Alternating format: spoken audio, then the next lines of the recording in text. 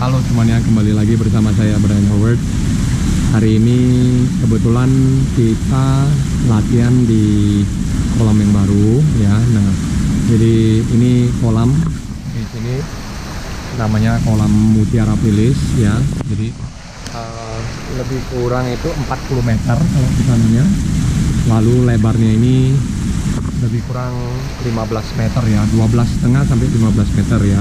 Jadi kolamnya manjang ke sana. Jadi kalau tadi pagi kita latihan, kebetulan kita dibantu sama orang tua atlet juga. Itu kita dikenalkan dengan pemiliknya. Lalu habis itu di sini kebetulan mereka kan buka jam 8. Jadi kita izin, kita minta bukanya jam 5. Jadi kita bisa latihan di sini ya, dengan panjang lebih kurang 40 meter. Jadi di situ kita pertandanya setiap kodok itu bukan ada kelihatan ya, setiap kodok itu ya. Jadi setiap kodok itu 5 meter. Jadi 5 meter ke 5 meter ya. Nah, jadi menggampangkan untuk melihatnya juga ya. Jadi selamat pagi teman-teman. Ini sekarang sudah jam 8.15 di sini ya. Jam 8.15. Tanggalnya hari ini tanggal 5 Juli. Jadi ini udah masuk ke bulan Juli ya. Nah, mohon maaf teman-teman, saya sudah saya tidak ngupload video udah mau lebih kurang 2 minggu ya. Nah, tapi karena kesibukan sana sini ya udah kita coba untuk berusaha untuk cari kolam lah yang semaksimal mungkin supaya kita bisa latihan. Oke. Saya langsung mulai pertanyaan yang pertama ya. Nah, di sini teman-teman bisa lihat. Nah, siang Kak, maaf mengganggu, boleh sharing? Anak saya 8 tahun, sering ikut lomba 30 meternya 25 detik. Kalau boleh nanya, itu bisa dilatih lagi gak buat nambah kecepatan? Caranya gimana ya? Nah, kalau untuk anak umur 8 tahun, kalau kecepatan pasti bisa bertambah. Cuma kalau menurut saya, teman-teman harus fokus ke teknik berenangnya.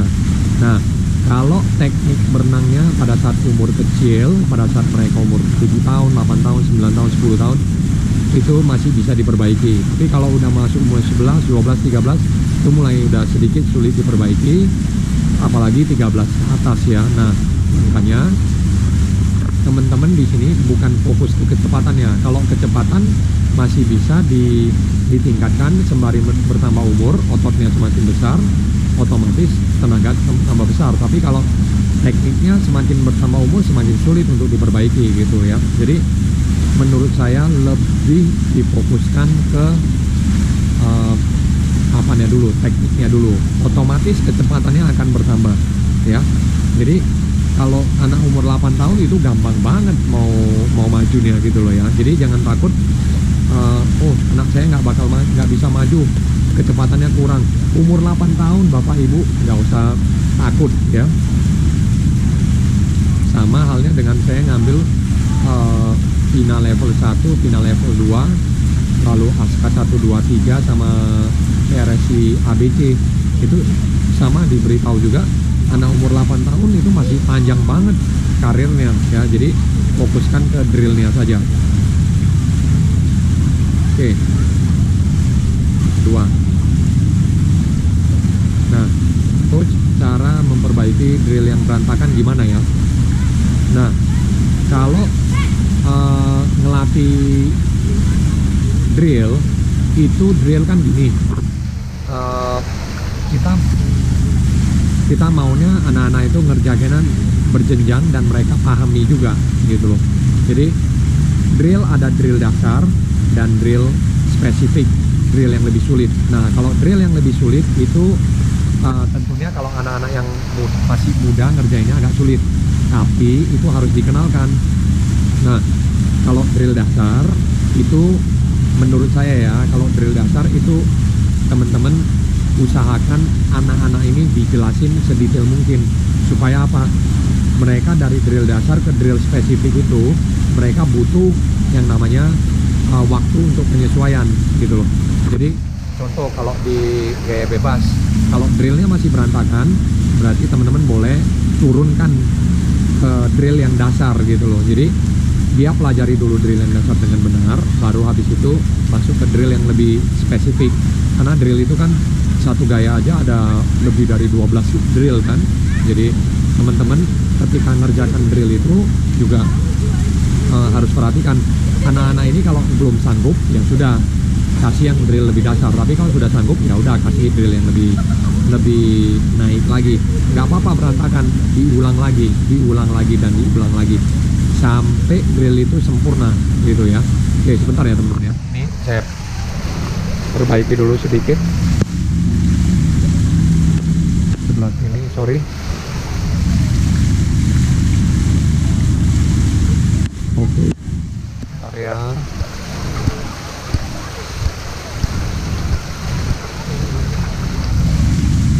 Oke, nah itu kira-kira ya. Kalau mereka nggak sanggup ya mereka boleh menggunakan fins ya. Oke, lalu pertanyaan yang ketiga nih. Dada naik tinggi tidak hanya kepala. Halo coach, izin bertanya, untuk renang master atau senior yang tujuan berenangnya adalah distance, ingin ikut OWS atau Oceanman, apakah hand recovery masih harus ikut tinggi juga? Mengingat saya umurnya udah 30 tahun dan baru belajar renang di tahun 2021. Saya merasa shoulder mobility saya tidak terlalu fleksibel dibandingkan dengan anak-anak yang mulai belajar dari kecil. Untuk mendapatkan siku yang tinggi, antara saya tetap memaksa shoulder saya yang mana akan sakit kalau lama-lama. Nah, berarti kan mungkin setelah berenang sekian lama sakit ya. Atau rotasi badan lebih dari 45 derajat. Yang mana saya merasa unbalance dan kaki harus lebih aktif. Soalnya kalau saya perhatikan perenang jarak jauh, middle distance, long distance, untuk hand recovery siku mereka tidak terlalu tinggi. Apakah memang untuk latihan sebisa mungkin siku tinggi, tapi di event balik lagi ke preferensi masing-masing atau bagaimana ya? Terima kasih atas jawabannya. Nah, selamat mencoba ya Pak. Ini karena kalau untuk OWS itu memang seru-seru, gampang sulit karena ada ombak ya. Nah, kalau OWS itu memang seru sih, jujur. Saya juga kalau berenang di open water contoh 5 kilo itu saya merasa kayak dulu pertama-tama memang takut, tapi setelah sering OWS ini ya seru sih sebenarnya kalau kita bisa berenang di pantai dan kita juga bisa ada targetnya gitu ya. Nah kalau untuk shoulder mobility gini, menurut saya nggak mesti benar-benar high elbow yang setinggi-tingginya gitu loh ya. Kalau misalnya berenang jarak panjang itu senyaman mungkin aja. Jadi kalau boleh saya jelaskan itu teman-teman nggak usah juga sampai benar-benar high elbow setinggi-tingginya, karena kan itu bakal capek juga, satu. Kedua, teman-teman apalagi kalau itu bisa sakit ya, itu kan ya jadi nggak nyaman ya. Terus kalau teman-teman bilang 45 derajat jadi unbalance, sebenarnya kalau kaki aktif itu nggak masalah, tapi kan makan banyak tenaga ya. Nah, jadi tetap high elbow, tapi mungkin nggak usah sampai fokusnya sampai setinggi-tingginya gitu loh ya. Jadi high elbow biasa aja gitu loh. Nah, taruhnya pun di samping. Easy swim lah intinya. Kalau di OWS ini teman-teman nggak mesti sampai high elbow yang benar-benar high elbow. Boleh kalau terbiasa dengan sering latihan high elbow itu nggak masalah. Nah, di sini kan teman-teman tanya kalau recovery-nya itu pakai siku tinggi, apakah di latihan aja atau nanti ketika lomba pakai mau nggak pakai high elbow? Kalau di latihan high elbow ketika lomba OWS itu juga high elbow, tapi kalau ketika di latihan tidak terlalu high elbow kali ya, berarti di OWS atau di Oceanman itu nggak usah terlalu high elbow ya, karena Oceanman kan ini kalau nggak salah sebentar lagi ya, tanggal 7 ya, makanya 7 bulan 7 apa 5 tanggal hari ini atau besok ya. Nah, jadi good luck buat teman-teman yang di OWS ataupun Ocean Man. Kebetulan yang megang itu adalah Coach Albert dan Coach Felix ya. Nah, selamat juga buat Coach Albert dan Coach Felix setelah menyelenggarakan event sebesar itu ya. Gak gampang juga loh itu di Bali ya. Nah, itu sangat itu satu hal yang harus diapresiasi ya. Sebentar ya teman-teman ya.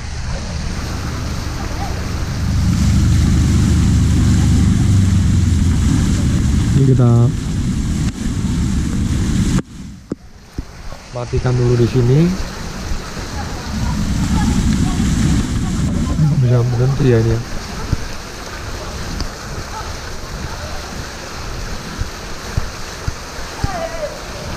Nah, ini sebentar ya.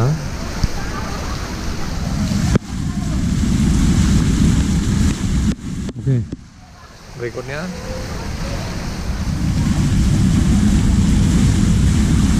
Berikutnya ini tadi ke 1, 2, 3. Nah, pertanyaan yang keempat di sini.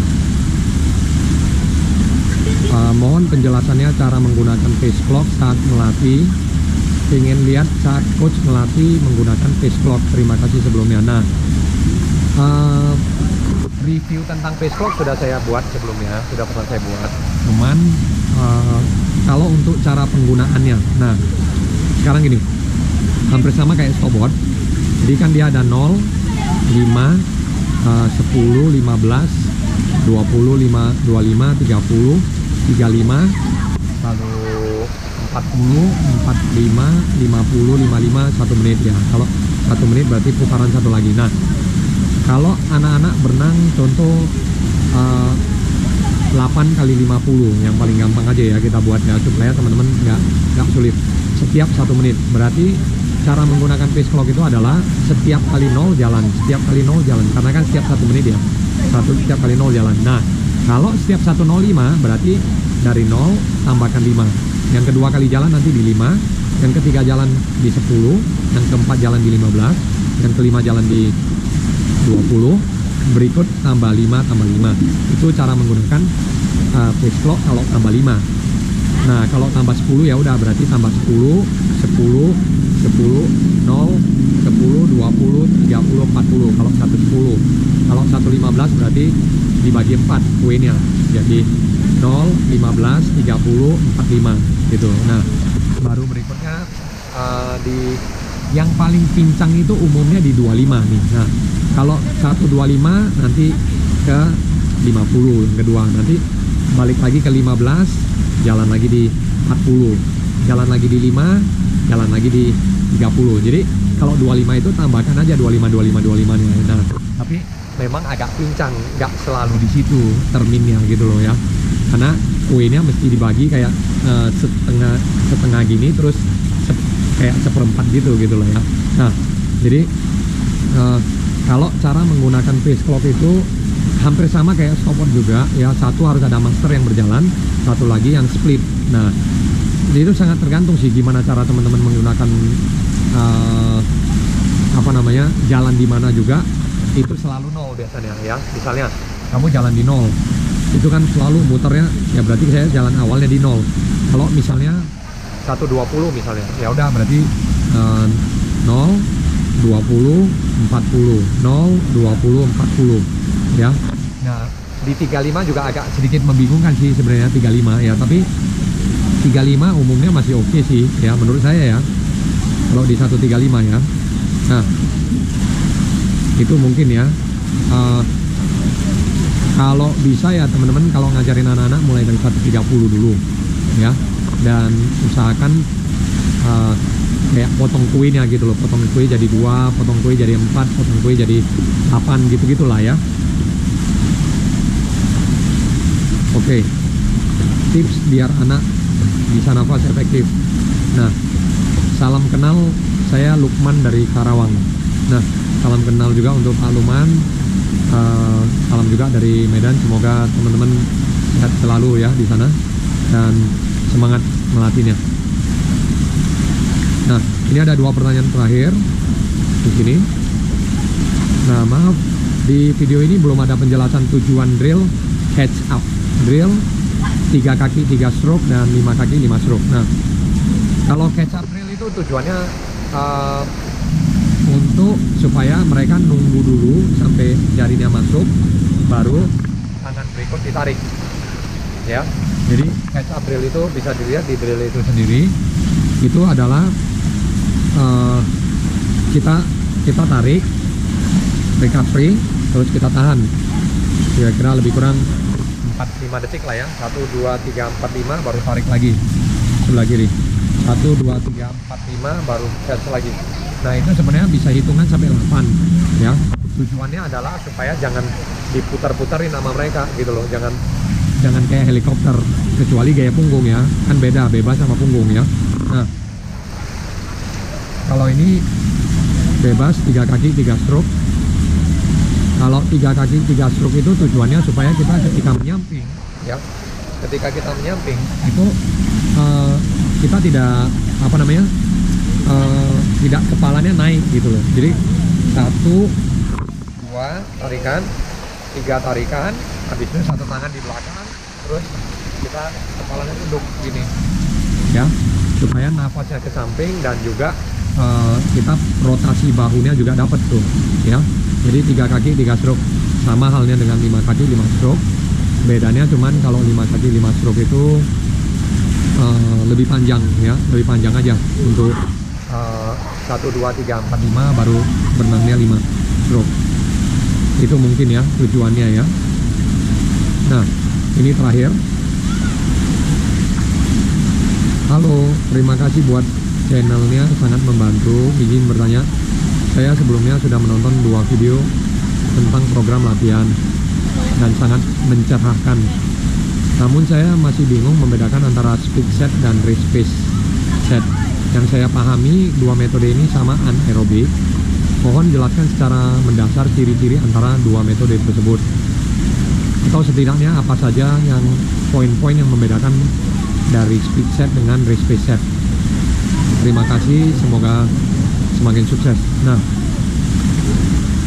berarti race pace dengan speed ya. Nah, itu udah beda. Race pace itu scoopnya adalah antara aerobik 3 sampai ke PO2. Nah, set PO2 max itu juga termasuk race pace. Set threshold itu juga termasuk race pace. Set race pace sendiri juga termasuk race pace. Jadi 8 kali 50 diulang 2 ronde tiap 1 menit, itu race pace. Tapi targetnya misalnya 200 pace tambah descending, 200 pace tambah 3 tambah 2 tambah 1 tambah 0, itu namanya race pace set. Nah, kalau mau dinaikin jadi threshold set, berarti contoh 60 kali 50, setiap 20 kali berhenti, 60 kali 50 setiapnya 40 detik, 45 detik. Jadi istirahat cuma 5 detik jalan, istirahat 5 detik jalan. Dan itu ada yang 100, ada yang 200. Saya sudah pernah jelaskan di video sebelumnya, bisa ditonton ya. Lalu habis itu untuk PO2 set itu sama 8 kali 50 semuanya fast setiap 1 menit. Itu sudah jadi set PO2 ya. Itu juga sama salah satu set race pace juga ya. Nah, berikut kalau perbedaannya sama speed. Nah, kalau speed set contoh 8 kali 25 setiapnya 30 detik atau 35 detik. Setiap 35 detik itu mereka harus jalan dan sprint mati-matian. Itu adalah menyentuh ke energy system anaerobik 1 dan anaerobik 2. Itu nadi sudah beda. Kalau anaerobik 1 itu nadi lebih kurang 210, 220 anaerobik 2 ya. Jadi VO2 kan masih 195 ke 200. Kalau 200 bisa naik progres ke 210. Kalau speed set udah di atas 210. Kalau threshold set 175, 195. Sama dengan race pace set juga seperti itu. Jadi perbedaan ciri-cirinya udah di nadi itu udah berbeda banget gitu loh ya, energy systemnya. Oke. Mungkin itu aja. Lalu habis itu apalagi ya? Kalau untuk setnya ya bedanya 100%. Kalau di speed, kalau di race pace apa-apa ya ngebuild 80 ke 90 atau 90 ke 100 kan gitu ya. Oke, mungkin itu aja video kali ini. Jangan lupa berikan kritik dan saran di kolom komentar. Sampai jumpa di saya Brian Howard. Sampai jumpa di video berikutnya. See you in the next video. Bye.